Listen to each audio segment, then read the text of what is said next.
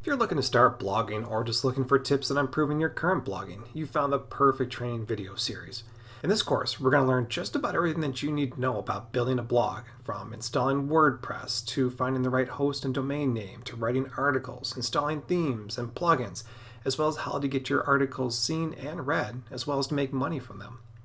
Now, don't feel obligated to watch every one of these videos here. Find just the things that you're looking for help with and watch just those. You can always come back later if you want to get information on different things or learn the next steps in improving your blog. So I hope you're excited about getting started. Let's begin. Alright, so there's a lot of different things that come into play when it comes to building your WordPress website. There's a couple different options that you have. First of all, you can always go to WordPress.com. Now this is a good way to start learning how to blog because you can set up a free blog in here. What you can do with WordPress.com is you just simply sign up and you get it's a subdomain domain name. You can always connect a actual domain name. We'll get into all that later here, but you'll get your own little link within WordPress and you can start blogging. You can also get a good feel for how WordPress works and if you like it or not. Now, it's not the exact same version that we're going to be working in the next few videos here, but this is a very similar version of it. Now, being WordPress, it should be kind of the same, but again, they have their own limitations and things that they offer for free, whereas the full version that you install on your hosting has a lot more options and it's a lot more robust. So remember, you may want to start out with something like WordPress.com. Now, maybe you just don't like WordPress for whatever reason. There are other blogging platforms that are a little bit more community-based that I would say maybe go ahead and get started with and just practice from before you start spending any actual time and money on buying domain names and hosting and things like that. So there are other sites like Wix.com. This is a great place where you can build a free website. You can also blog within it. Very similar to how WordPress.com works, where you can create your site. You have basically a subdomain, which means it could be something like yourname.wix.com. So it's not like a full domain name, but it's like you're within their community there. You're using their domain name to create your website. Now again, just like WordPress.com, they also offer where you can purchase a domain name and connect it to this site. I don't remember if there's a fee involved in that. I know there are different levels where you can get into the paid version of Wix. I think they give you more hosting space and things like that, but this is a good platform to use as well. Another one that I really like, and I actually use still even though I use WordPress for my blogging, is medium.com. Now this is a kind of an open source news website, but you can also contribute your own articles. Now, to get listed into the home page here, if your article is good enough and gets enough comments and things like that, you can see a lot of these are, well, actually some of these were written, a year ago or whatever, 2 years ago, several years ago. But again, these are some of the articles that are doing really good on their site. Now, what you can do is create your own account where you can log in and be your own blogger, and you can drive traffic to your blog and things like that. A lot of cool things you can do, but again, it kind of gives you the basic feeling of how blogging works and make sure that you are liking the way that it works, liking blogging. Some people think that they get into blogging and they're like, oh, this is going to be great. And then they get into it and like a month later, they just get bored with it. And, having a free site like this can be a great way to kind of, feel it out a little bit, see if you like it. If not, you move on, no loss, nothing, no money lost on that kind of stuff. As opposed to actually purchasing a domain name and hosting and things like that, where you're going to be spending a little bit of money and some time setting it up only to find out you don't like it later on. It's a little bit more of an investment. So I kind of suggest starting with one of these if you're not really sure if it's something you want to do or not. Remember, you can always take the copy and the content that you write for these blogs and just shut down this site and copy it over to a WordPress site later on if you wanted to. Those are all options, but again, just to maybe kind of get started, this is something that I would consider doing. All right, so we're going to be talking about installing WordPress onto an actual paid hosting environment. So this is going to be your own website on your own kind of server going on. And to do that, you need two different things. You're going to need a domain name, which is like the address that people type in to actually get to your site. And the other is going to be hosting.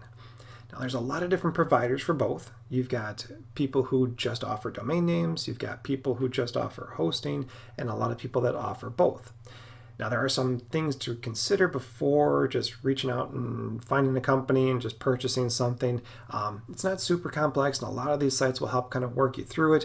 And for the most part, there's really no wrong answers, but there are things to look out for. Now, with hosting, you do get what you pay for. With domain names, you really just want to find the cheapest one because they're all the same. Once you have the domain name, there's really no support that it gives you that maybe one offers a little bit more of something than the other. And to an extent, there is where they can maybe provide some kind of like site lock where they are hiding the information about you being the registrar for that domain name. Little things like that maybe, but for the most part, I would just say just try to find the cheapest domain name. All right, so let's start with the basics here. You can go to a site like GoDaddy, although it's not my favorite company, but it is a good provider because they do have fairly inexpensive domain names and they offer hosting. And sometimes when you purchase them both together, maybe you get a little bit of a discount, or they just kind of work together a little bit easier if you're new at this. If you're an experienced web developer or have done this kind of thing before, maybe this will be old hat to you and you can just choose whatever company you want to go with. But for the most part, having both the domain name and the hosting on the same account is best. GoDaddy does have really good tech support as far as I'm concerned. I've had to call them plenty of times, and they've always been able to fix the problems. And by having the domain name and the hosting together in the same location, they can help troubleshoot things a little bit easier. But again, it's not necessary. You can always purchase a domain name at one place and the hosting at another place. Now, when it comes to domain names, what's really cool is you can go ahead and just in the very top of the home page here, go ahead and just type in whatever it is that you want to find. So maybe I want to find my name, keithhearnblog.com, and I can do a search for that domain name to see if it's available. Now, one thing that people do a lot of times is they'll just open up a new tab and they'll say, keithhearnblog.com, and they'll type it in and say, oh, this site can't be reached. Well, that must mean it's available. It doesn't always mean it's available. Some people may purchase a domain name and just hold on to it and not connect it to anything, or maybe they connect it to a site and the site kind of hosting goes away and things get all funky on this end, so it looks like there's no site. This does not mean that the domain name is available. You need to go to a site like GoDaddy and do a search for it, and they will tell you if it's available or not. So you can see right here, I looked it up. It says keithhearnblog.com is available for just $2.99. Wow, what a bargain. It will also give me suggestions on some other domain names that I may want to purchase. Now, this is kind of an upsell that they do. Personally, unless you're like a huge brand name, Coca-Cola, Walmart, Apple, whatever, I would not worry about purchasing all these other versions of your domain name. There's really no need to. People always question me on that, and I always say, unless you are a major brand or you're planning on becoming a major brand, don't worry about it. Nobody's going to try to become the next keithhearnblog.net and overtake my blog and have everybody think that they are me, kind of a thing. Not something you have to worry about. I would stick with just that. Now, let's just say I typed in something simple like keith.com. Now, this is saying that this domain name is taken. So what's nice about GoDaddy, not all these other sites do this, but there are other options, other extensions here. Remember, it's not just .com or .net anymore.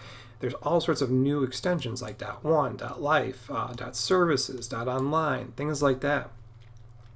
Now be a little bit careful here because as you can see, I can buy keith.one for $12.99. But some of these other ones are considered premium domain names. They are a little bit more expensive there. It's a pretty expensive domain name. Now there are other ones too that other people own and they're auctioning off onto here. So like you can see this one's going for $24.88. Very expensive keithg.com, not quite the one I was looking for there, but I could purchase this from somebody else.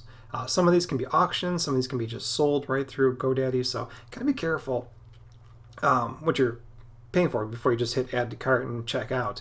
But definitely go through here. You may find some other versions, other extensions that are out now and that may apply to you a little bit better if your domain name is taken. If not, go ahead and just add it to the cart. Now, other options are namecheap.com. I like this one. I do buy domain names through these guys as well. Sometimes the domain names are a little bit cheaper here. It doesn't really matter where you buy it. Just maybe look around. You can see build your website for $2.88 a month. So they're offering some other things as well. in-motion hosting, this is one we'll take a look at here in a minute for hosting, but you can get your domain name through here as well. Again, it's good to have both in the same place, but not necessary. All right, so in the next video, let's go ahead and take a look at hosting, and we'll see what we're looking for in a host.